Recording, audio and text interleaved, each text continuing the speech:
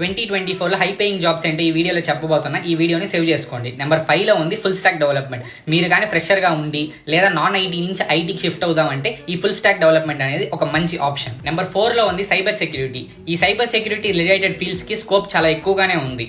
Number 3లో ఉంది cloud and DevOps. ఈ cloud and DevOps కున్న డిమాండ్ అప్కమింగ్ డేస్ లో చాలా ఎక్కువ కాబోతుంది.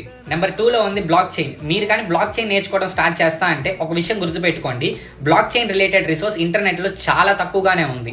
మీరు బ్లాక్ చైన్ నేర్చుకోవడం అనేది అంత త్వరగా ఈజీగా అయ్యే పని అయితే కాదు. మీరు కానీ కాలేజ్ అయిపోయింది నేను బ్లాక్ చైన్ నేర్చుకొని జాబ్లోకి వెళ్తానంటే అది ఒక మంచి వయసైన ఆప్షన్ అయితే కాదు.